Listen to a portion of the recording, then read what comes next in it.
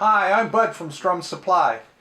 From the time you started playing guitar, you learned chords. They were forms that we memorize and we play. But today I'm going to help you understand the music theory behind chords, the basic formulas of how each chord is structured. And once you learn these simple concepts, you'll have a much better understanding of chords, and in fact, you can build your own chords. So stay with me. Okay, let's get started with the major chords. They all follow the same formula and are built from the 1, the 3rd, and the 5th notes in the major scale. The chords are called triads because they're made up of these 3 tones. The chord theory is the same for any instrument, really. As long as you can play multiple tones, you can play a chord. For wind instruments or other things where you can only play one tone at a time, you can still play the chord as an arpeggio, a sequence of the notes. Now, we learned the C major scale and the theory behind the major scale in the last lesson in this series. So here we're just going back to the C major scale, one that we're familiar with. And the notes in that scale are C, D, E, F, G, A, and B. So the C chord that we would commonly see in our music, it's really the C major chord, and it's built from the 1, the 3, and the 5, or the 1st, 3rd, and 5th notes in that 7-note diatonic scale of the major scale. And notice how this matches exactly this sequence, and so we use 1, 3, and 5, and that makes the C chord. Now, let's look at another example, one that's not quite as simple. We'll use the E major scale. And if you recall, the E major scale has 4 sharps, and therefore when we build the E chord, or the E major chord, it is E, G sharp, and B, because E is the 1st, G sharp is the 3rd, and B is the 5th of the tones in that scale.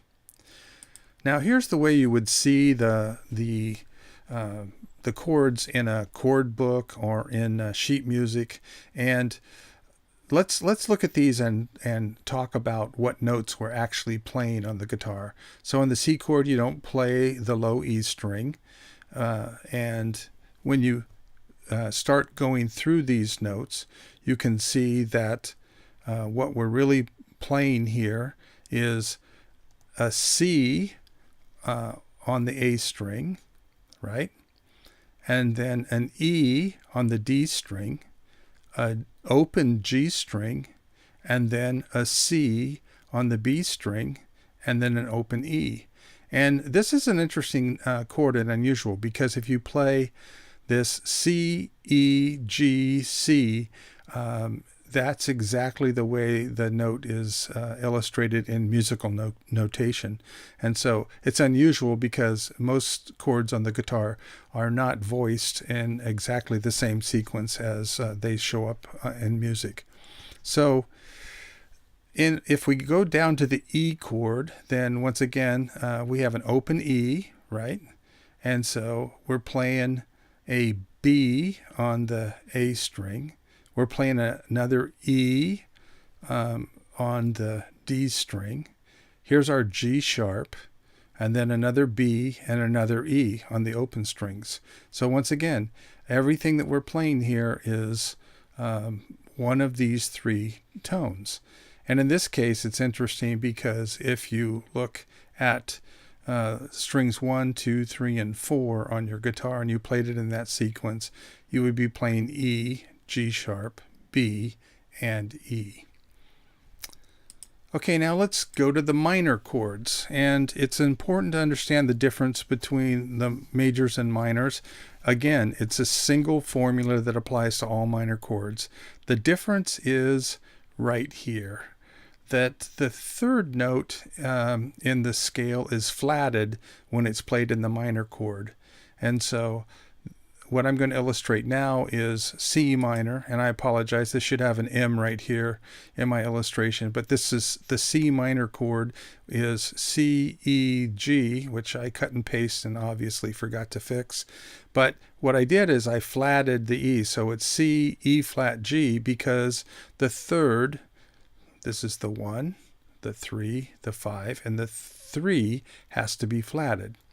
Now, looking at the E, and again, this should have an M right here, but E minor, we would have E, and remember this was a G sharp in E major, but because the G sharp has to be flatted, it becomes a natural. And so E minor is E, G, and B. Now, the other thing is when you think about how you play this on the guitar, all you do is lift your finger off of the G string on the first fret in order to turn an E major into an E minor. So again, you're just flatting that G sharp and it becomes a minor chord. So now that we've looked at the fundamentals, now you can understand what the basic concept of a chord formula, and here are some of the most common forms that you're going to see. There's the major triad, which is the chords we see the most. The minor triads, and again the triads, there's always 3 tones in those. The diminish is just the formula is always the same. You flat the 3rd and the 5th. The augmented chord, it sharps the 5th. And I have to tell you, when I first learned, the 7ths were confusing for me because you see something like an E7 or a G7, and what that really is the dominant 7. The dominant 7 is a 1, 3, 5, and then you add a 4th tone, and that is the flatted 7th note in the scale.